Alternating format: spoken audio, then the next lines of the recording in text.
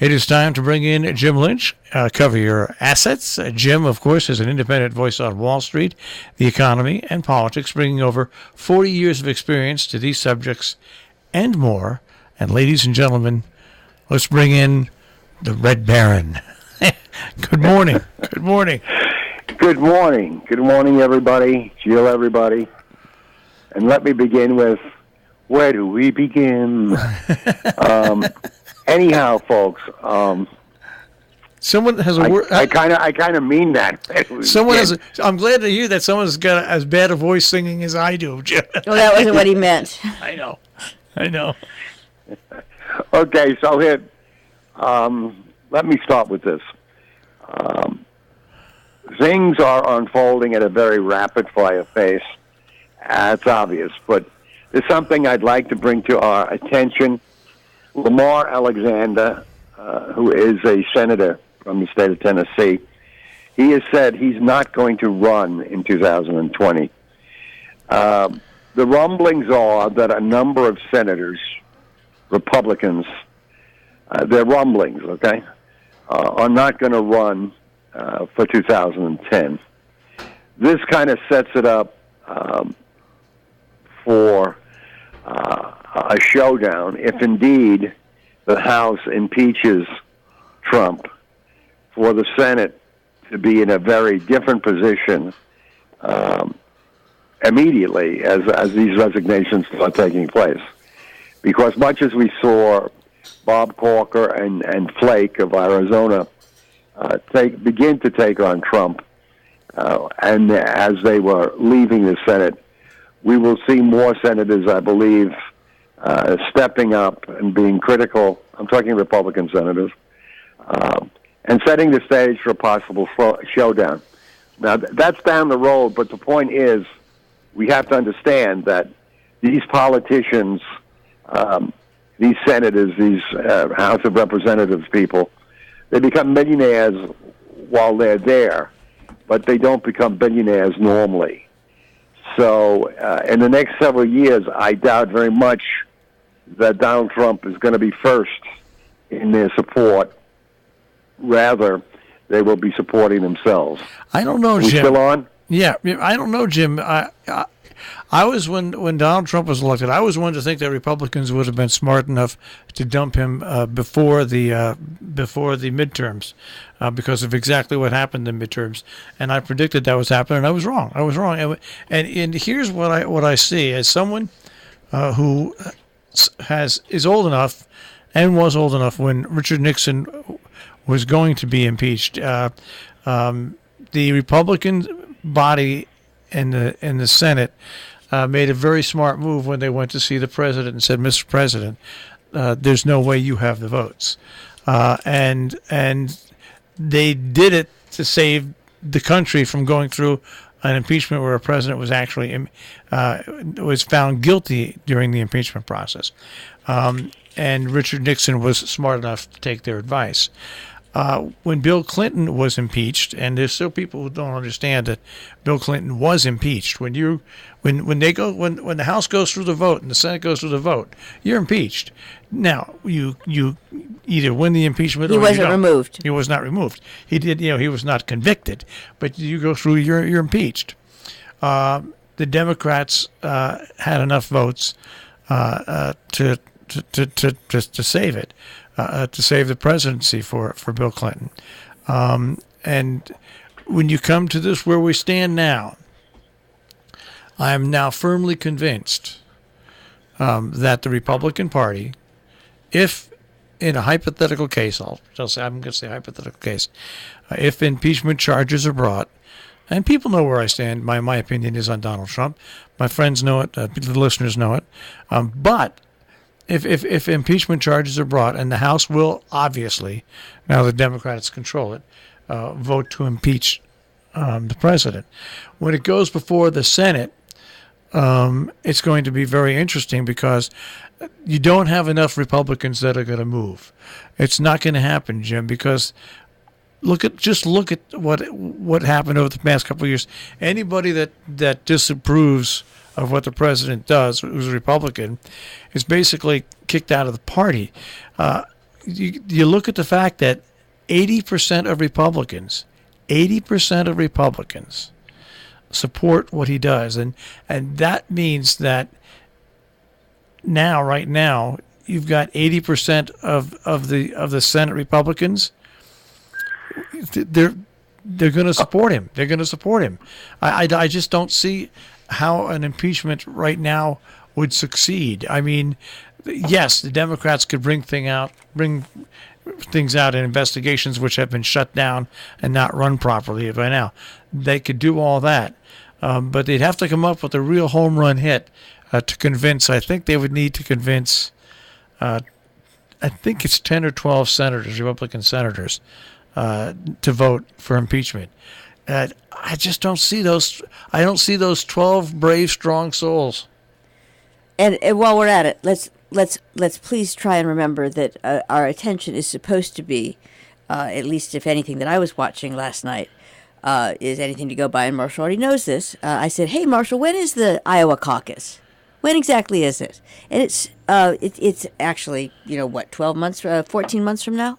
So it's either something's going to get done, or a bunch of people are going to spend a bunch of time talking about the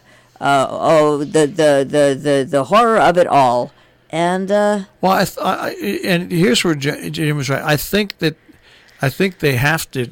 The investigations that have been done so far have been closed door investigations by the Republican caucus because they controlled the House and the Senate. I think the investigations have to be done, and you have to find out the facts. But I really don't think we're going to see anything happen unless I'm surprised somehow, until after the president is out of office.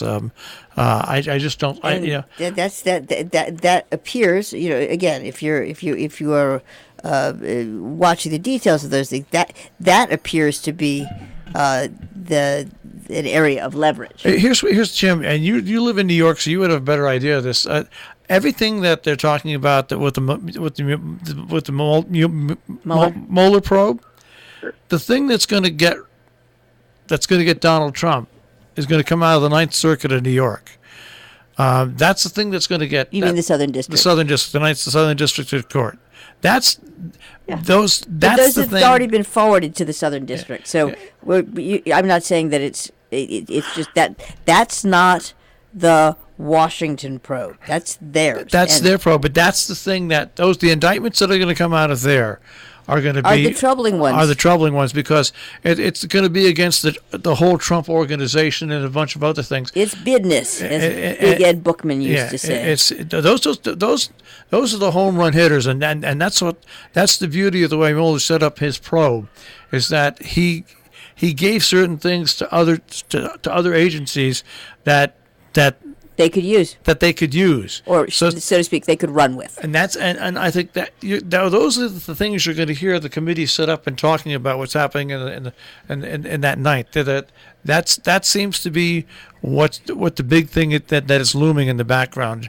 It's going to be, as someone who likes to watch politics, it will be a very interesting thing to watch and see what happens with what comes out of New York State in the form of indictments when they have unindicted co-conspirators. That will be the interesting thing when it gets before Congress. But meanwhile, people need to plan to run against him, which they will. Yeah. And meanwhile, if I may say, if they're it's like I understand Democrats would do well, in my view, to actually have a candidate. I mean, there's now so many candidates. It's like. It'd be really good to have someone because now what you've got, and as a smart person wrote, couldn't agree more, it is now Nancy Pelosi's job to deliver to whoever the 2020 candidate is, Donald Trump's head on a platter. Now, what you actually have for the first time is someone who is as loathed and reviled on one side as the other is on the other. Because there is a pretty decent group of, by decent I mean a fairly good-sized group that is not a Pelosi fan. They're not, Republicans are not Pelosi fans. So you now, instead of all of the attention being on the horror that is, in the view of some, that is, all of that energy has gone on to Trump and been projected on Trump. Now there are actually two people in the ring. And that's going to be, as I said, these aren't my thoughts. This is just a smart person who wrote, like, here we go. Let me use Marshall's point on the Southern District. I agree very much so that they will be very, very prominent in what goes on here. I brought up the long-term aspect when I brought up the Senate changing hands in terms of a possible impeachment. But let me get to my real point, not my real point, my short-term feeling. My short-term feeling is that Trump will be indicted. And there are only memos at the Justice Department that say, well, guys, we shouldn't indict a sitting president. There is no law, N-O, law in the Constitution or anywhere else. What I see happening to Donald Trump is not impeachment. I see the exercise of the rule of law by the Justice Department. There are 17 cases outstanding at various and sundry districts, including Southern District, the Mueller probe, Virginia, on and on and on. Somebody will nail him. In terms of an indicting, it might indicting him for crimes while president. There is a theory that since he and the Russians conspired to win the presidential election, that he is not a valid president and therefore is subject to indictment for crime as anybody else. Now, that's a legal thing. That's something that will be chewed over, talked over, fought over in the courts and so forth. But it is a reality. And one of the things that makes, in my opinion, indictment very, very possible, and the indictment would come from the Justice Department, from Mueller, from Southern District. One of the things that make it very plausible is that Trump's crimes have risen to a point where it demands substantial action. Nixon covered up a break-in of a building. Trump has been running a crime family.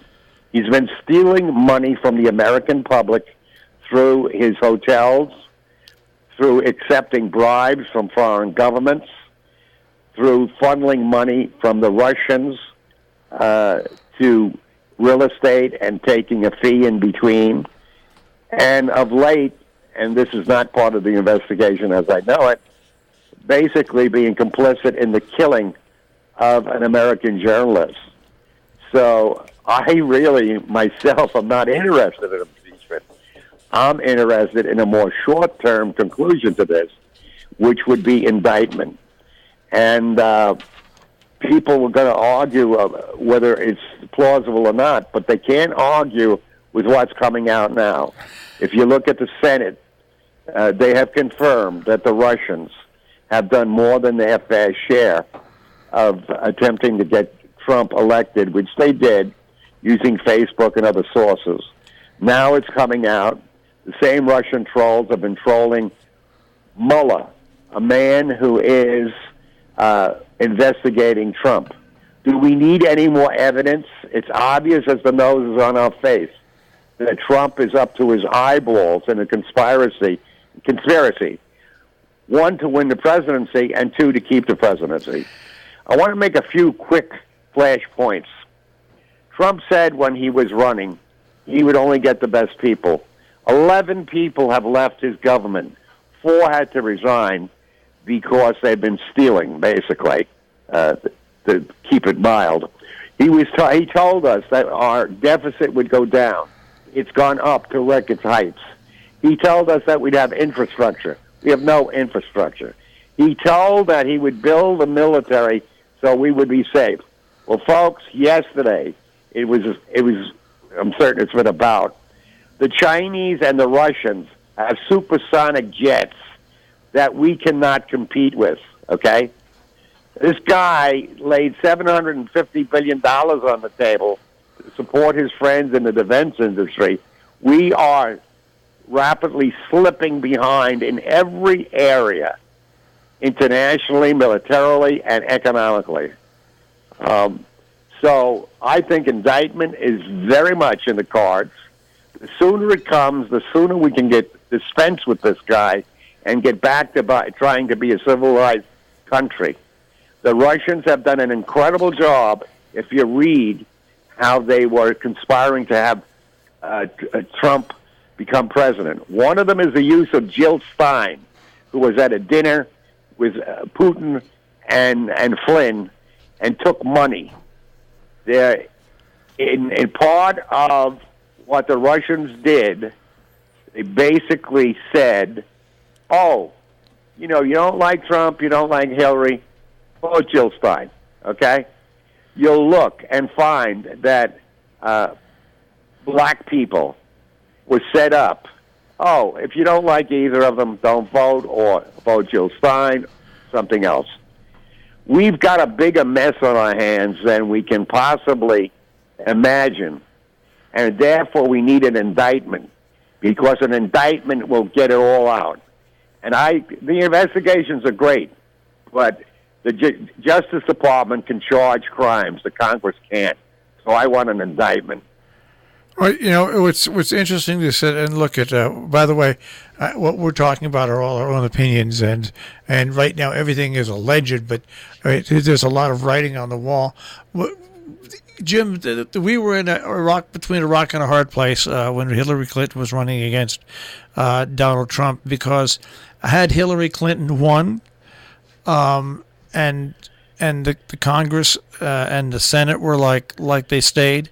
With the Russian involvement, you would have, instead of going through what we're going through now, we definitely would be going through impeachment process against Hillary Clinton. We were in for a terrible 2 to 3 years, no matter what, because of what turned out to be Russian involvement, and Russian involvement stirring up certain things, and the stories about Hillary Clinton. Now, as anybody knows, I was no Hillary Clinton fan.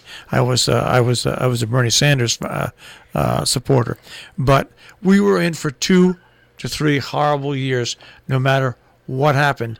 Jim, that if Hillary Clinton would have been elected with this Senate and with this House, we'd be right now raging in the middle of Russia. Of Russia and an impeachment of Hillary Clinton. On what grounds would we impeach Hillary Clinton? They would have State Department pay for play. Jim, there's no grounds needed when you control the House and Senate. You come up and you do what you want. Hell, they would use Benghazi again. I'm telling you, it would have been a nightmare either way, and we're stuck now. We got the candidates. I mean, with all due respect to everyone who set this up, pretty much got the candidates we deserved. And now the question is, how do we dig ourselves out of this hole? That's the whole thing. We have to dig ourselves out of this hole, and it's going to be very interesting. This is the next 2 years with the Democrats in control of the Congress, the House, is going to be very interesting to see if we do it or not. If we can do it or not, yeah. And it's that simple. And it's just like I'm really waiting. Instead of the captive audience now being like, okay, here we go for 2020. Here we go. You hate this, well, you hate that. It's how about let's get productive. But I'm not optimistic. When Bernie Sanders ran, just remember what he said. What he said, Jim, and this is what people forget. The president can't do it alone. The president can't do it alone. If you're going to have government work, it's got to be from the ground up. Yes, a president can lead. Yes, a president can give a certain indication to the world. Yes, the president can. There's a lot the president can do, but he can't do it alone. And I'll take back. He or she can't do it alone. And so it's going to be very interesting to see what happens in this next 2 years. Well, maybe that's what springs from illegitimacy, because he was not elected by the people. He was elected by the Electoral College, which is totally unfair, since you have 2 senators from North Dakota, and 2 senators from California, and 2 senators from New York. California and New York basically contribute 30%, if not more, of the GNP of this country.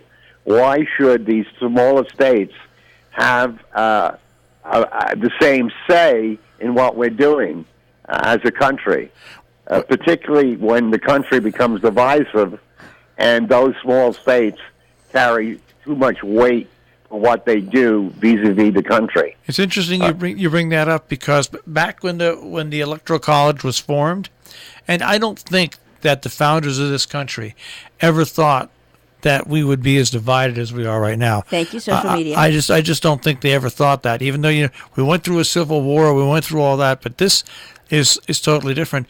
The idea of the Electoral College was not a bad idea at first. It's like Andrew Rohrbeck, who was who represented us here in the state of Connecticut, said every law starts out as a good law, and some of them turn into bad laws.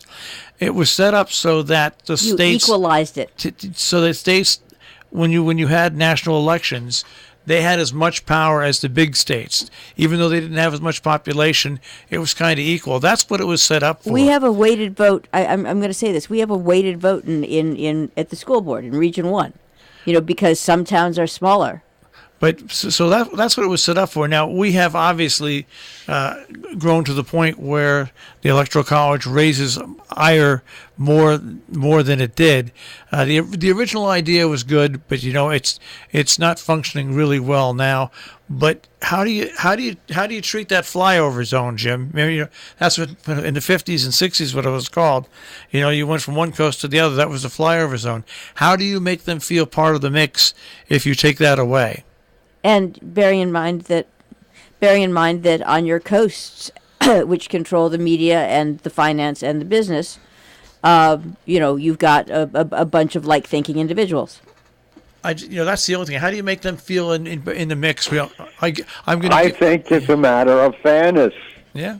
And that's one of the problems nowadays with this anti-sentiment that we have regarding certain groups of people.